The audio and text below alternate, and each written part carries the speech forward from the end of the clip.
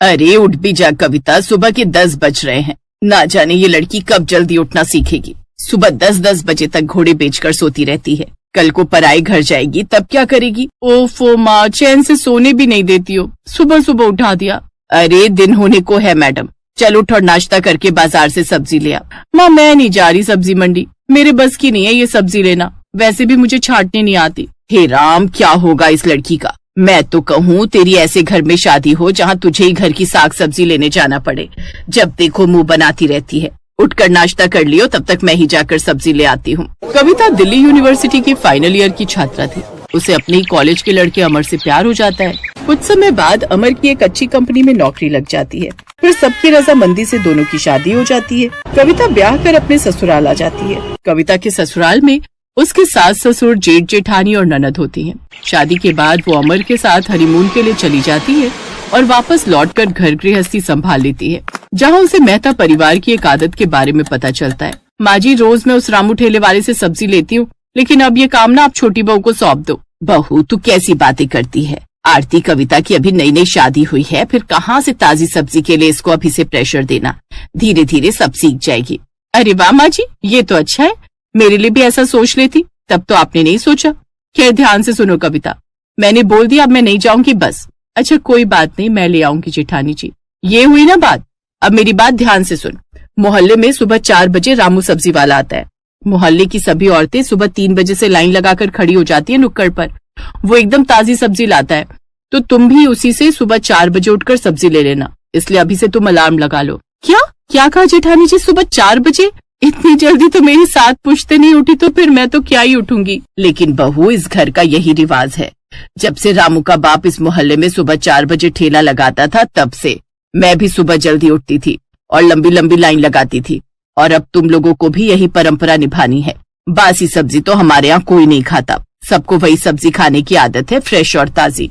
सास और जेठानी दोनों आदेश देकर निकल जाती हैं और बेचारी देवरानी सोच में पड़ जाती है और पहुंच जाती है अपने पति अमर के पास। ए जी बताओ तो ये क्या पंगा है सुबह 4 बजे उठकर सब्जी लाने का? अरे ये पंगा नहीं, बल्कि सुबह 4 बजे की ताजी सब्जी लेने की रीत है अपने यहाँ पर। हम लोगों के चेहरे पर जो चमक देख रही हो ना, सब उस रामू के बापू की दी हुई है। पता है, मेरे मम्मी पापा क्या, दादा दादी क्या, सब रामू के दादा परदादा से ही ताजी सब्जी खरीदते आए हैं। तो इस परंपरा के बारे में तुमने मुझे शादी से पहले क्यों नहीं बताया? बताओ भला कौन 4 बजे उठता है, वो भी उस सब्जी वाले का इंतजार करने के लिए? अब यार ये तो कॉमन सेंस है ना, इसमें बताने वाली क्या बात है।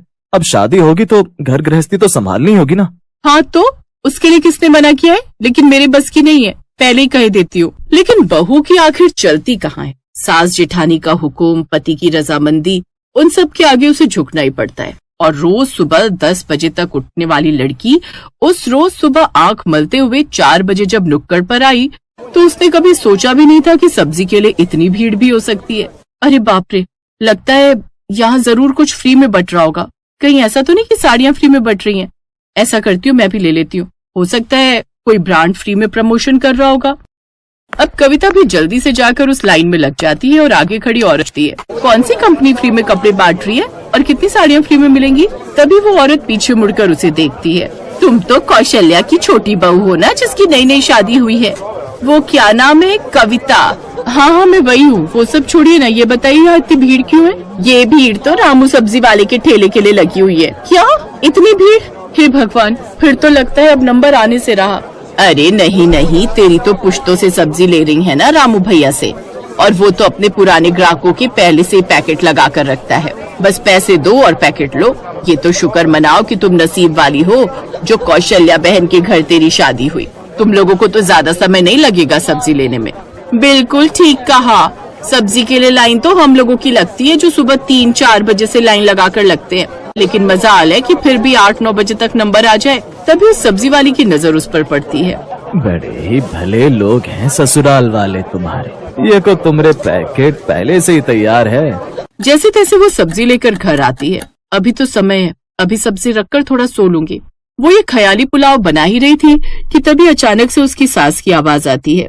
छोटी बहू, अरे ओ छोटी बहू, ला वो सब्जी ले आ, अब मुझे दे, सब्जी मैं काट देती हूँ। हैं? माँ जी अभी से सब्जी काटनी है? लेकिन माँ जी अभी तो सुबह के 5 बजे हैं। हाँ तो मेरी आदत है, मैं सुबह 5 बजे ही सब्जी काट कर रख देती हूँ। मैं कल से नहीं उठूंगी, नहीं तो मैं चली मायके। हा, ऐसे कैसे चली मायके? अब क्या तेरे चक्कर में घर के मर्द खाना ना खाएं क्या? अरे तो उनके चक्कर में मैं क्यों सुबह 4 बजे उठूं? मेरे बस की नहीं है। माँ और बीवी की नोकझोंक सुनकर कविता का पति भी वहां आ जाता है। ओफो, ये क्या सुबह सुबह इतने हल्ला मचा रखा है। देख तो तेरी बीवी क्या कह रही है। नई है लेकिन जुबान कैंची की तरह चलने लगी है इसकी। कविता तुम अंदर जाओ। अपने पति की बात सुनकर कविता अंदर चली जाती है और अमर अपनी माँ को समझाता है। माँ, उस बेचारे की नई नई शादी हुई है, वो दूसरे घर की लड़की है, भला वो क्यों करेगी ये सब? हाँ, हम तो जैसे इसी घर में पैदा हुए थे, और क्यों नहीं करेगी, करना पड़ेगा उसे ये काम।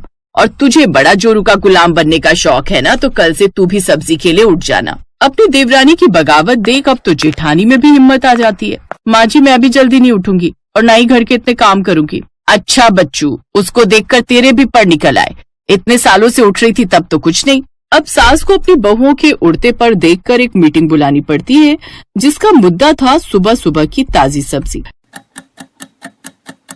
नहीं माँ जी, सुबह सुबह मुझसे तो अपनी नींद खराब होगी नहीं, और वैसे भी दुनिया सब्जी खाती है जो वो रात को ही लाकर रख लेती है।